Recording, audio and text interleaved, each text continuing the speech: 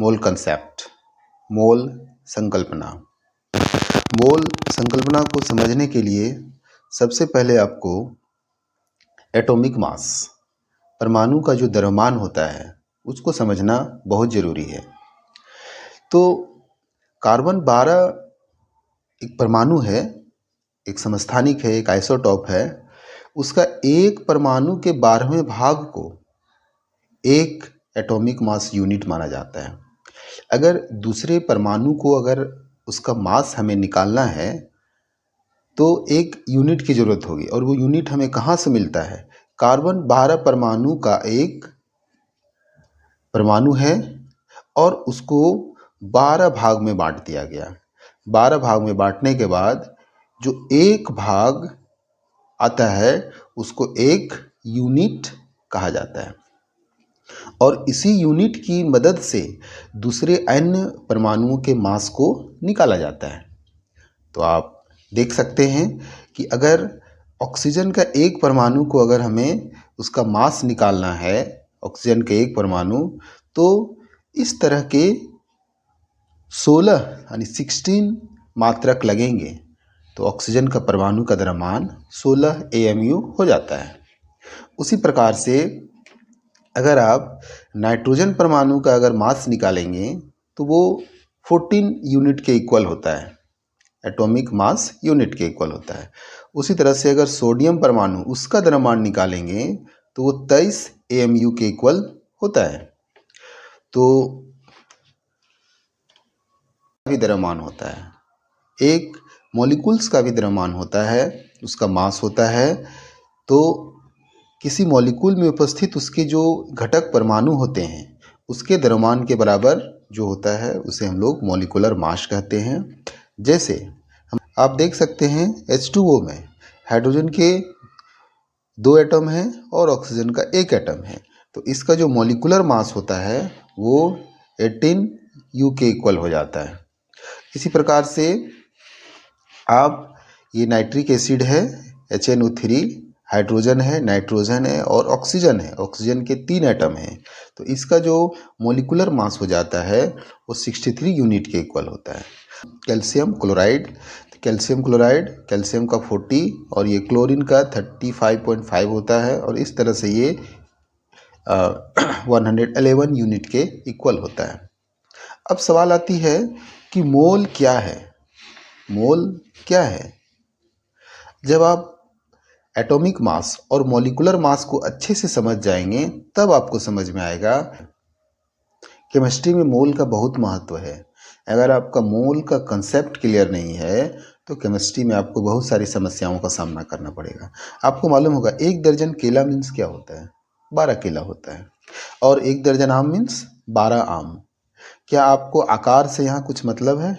आप कहेंगे नहीं। क्यों? क्योंकि हमको यहाँ 12 की संख्या से केवल मतलब है। अगर मैं कहूँगा 1 दर्जन हाथी लेके आओ तो आप कितने हाथी लेकर के आएंगे? 12 हाथी लेके आएंगे। ठीक है, तो अगर आप केला का वजन 12 केला का वजन देखेंगे और 12 आम का देखेंगे और 12 हाथी का देखेंगे तो आप कहेंगे कि नहीं, 12 हाथी का वजन ज़्यादा है, लेकिन फिर भी वो 1 दर्जन हाथी ही है। अब सवाल उठता है कि एक मोल क्या है? मोल, जिस तरह से आपने देखा कि 12 की जो संख्या है उसको हम लोग दर्जन कहते हैं, तो उसी तरह से जो एक मोल है वो इतनी संख्या को एक मोल कहा जाता है, चाहे वो कुछ भी हो, छोटे कण हो। यानी एक मोल जो होता है 6.022 इंटू 10⁻23 कण के बराबर होता है एक मोल। तो ये कण क्या हो सकते हैं? कण हमारे परमाणु भी हो सकते हैं, कण हमारे अणु भी हो सकते हैं, कण हमारे आयन भी हो सकते हैं, जिस तरह से हमने दर्जन के हिसाब में देखा था। यानी एक मोल इतनी संख्या को कहा जाता है। तो जिस तरह से अलग अलग दर्जन में अलग अलग वस्तुओं का जो मास होता है, जो वजन, ये द्रव्यमान होता है, वो अलग अलग होता है, उसी तरह से मोल का भी जो द्रव्यमान है वो अलग अलग होगा। जैसे अगर आप 1 मोल नाइट्रोजन की जब बात करेंगे तो ये 6.022 इंटू 10⁻23 नाइट्रोजन परमाणु की ही बात करेगा। 1 मोल ऑक्सीजन मीन्स इतना ऑक्सीजन परमाणु। 1 मोल 1 मोल वाटर, अब ये वाटर हमारा अणु है, so this is 6.022 into 10⁻23 H2O के अणु होते हैं। 1 मोल इतनी संख्या होती है।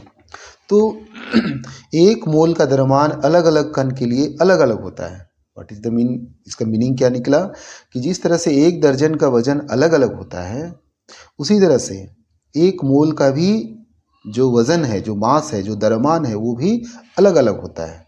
तो आप जानते होंगे अगर नाइट्रोजन का एक परमाणु का जो द्रव्यमान है वो 14 यूनिट के इक्वल होता है।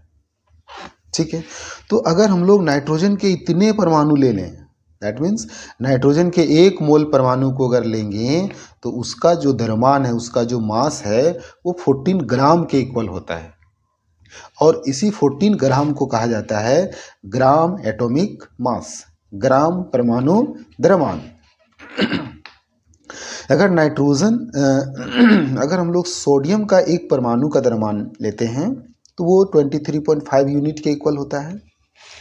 अगर सोडियम के 6.022 इंटू 23 परमाणु लेंगे तो उसका जो द्रव्यमान होगा वो 23.5 ग्राम के इक्वल होगा। तो आप कह सकते हैं कि सोडियम का जो 1 मोल का जो द्रव्यमान है वो 6.022 इंटू 10⁻23 परमाणुओं का द्रव्यमान के इक्वल हुआ और ये 23.5 ग्राम के इक्वल हो गया। इसी प्रकार से H2O के एक अणु का द्रव्यमान 18 यूनिट है, तो H2O के 1 मोल अणुओं का द्रव्यमान 18 ग्राम होगा। और आइए एक सवाल लेते हैं हम लोग कि 12 ग्राम हीलियम में मोल की संख्या कितनी है। इस तरह के सवाल अक्सर एग्जाम में आते हैं। तो अगर हीलियम का 1 मोल जो होता है उसका जो द्रव्यमान होता है वो मोलर द्रव्यमान 4 ग्राम के इक्वल होता है। दैट मीन्स उसका जो परमाणु द्रव्यमान है हीलियम का वो 4 यूनिट के इक्वल होता है। ठीक है, तो आप कह सकते हैं कि 4 ग्राम जो हीलियम है वो हमारा 1 मोल के इक्वल होता है। तो 1 ग्राम हीलियम 1/4 मोल के इक्वल होगा, और इसलिए 52 ग्राम जो हीलियम है, 52 ग्राम हीलियम जो है 1/4 इंटू 52 इक्वल टू 13 मोल के इक्वल होगा। ठीक है, उसी तरह से एक और सवाल लेते हैं कि 0.5 मोल नाइट्रोजन गैस का द्रव्यमान ज्ञात करें। तो आपको मालूम है N2, यहाँ पर नाइट्रोजन के 2 परमाणु हैं, उसका जो मोलिकुलर मास होगा, जो मोलिकुलर मास है इसका होगा 28 यूनिट के इक्वल होगा।